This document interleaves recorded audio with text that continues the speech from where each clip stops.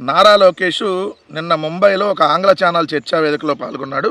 CM అవుతానన్న ప్రచారంపై Lokesh స్పష్టీకరణ. మా నాన్నతో పోటీ పడలేం, కల్తీ బాధ్యుల్ని వదిలిపెట్టబోం. ముంబైలో ఆంగ్ల ఛానల్ చర్చా వేదికలో మంత్రి లోకేష్ వ్యాఖ్యలు. మాకు గల్లీ రాజకీయాలంటేనే ఇష్టం, ఢిల్లీ రాజకీయాలు మాకొద్దు. మిమ్మల్ని ఎవడు రమ్మట్లా ఢిల్లీ రాజకీయాల్లోకి మిమ్మల్ని ఎవడు రమ్మని పిలవట్లా. మీరేడ గల్లీలోనే పనికిరారంటే మళ్ళీ ఢిల్లీకి ఎందుకు? రెండో అంశం వచ్చేటప్పటికి ఇక్కడ ఏమంటాడు, కల్తీ బాధ్యులను వదిలిపెట్టబో అన్నాడు. ఎవరు కల్తీ చేశారు? మీ హయాంలో కదా కల్తీ కలిసింది.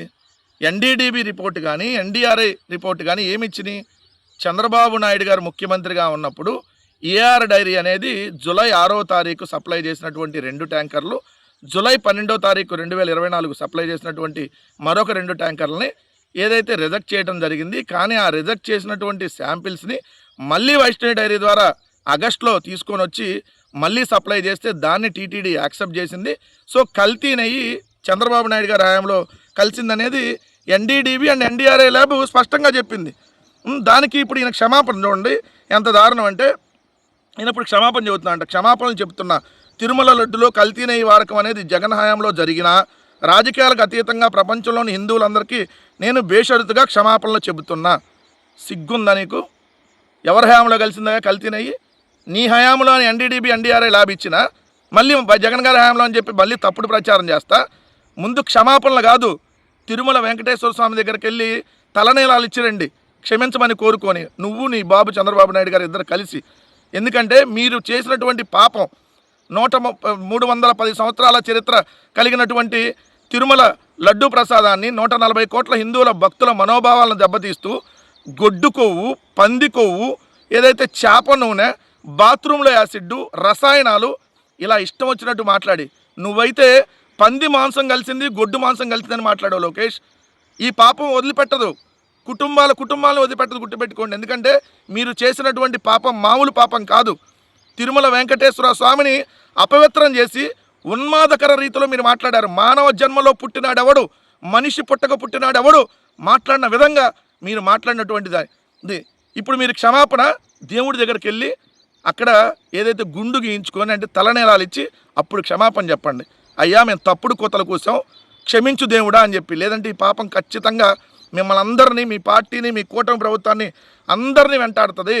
నువ్వు క్షమాపణలు ఇప్పుడు ఇక్కడగా చెప్పాల్సింది. క్షమాపణలు మీ హయాంలో కల్తీ నెయ్యి వాడారు కాబట్టి క్షమాపణలు చెప్పు. ఈఓ శ్యామలరావు మీద చర్యలు తీసుకో. అలా కాకుండా ఎలా పడితే అలా జగన్ గారి మీద మాట్లాడితే మాత్రం మర్యాదగా ఉండదు లోకేష్, గుర్తుపెట్టుకోమని చెప్తా ఉన్నాం. 2 రెడ్ బుక్లో జగన్ పేరు ఉందా అని అడిగారంట. ఉందో లేదో త్వరలో అందరికీ తెలుస్తుందంట. నీ రెడ్ బుక్ అనేటటువంటి పిచ్చికొక్కకి ఎవడు భయపడేవాడు లేడు.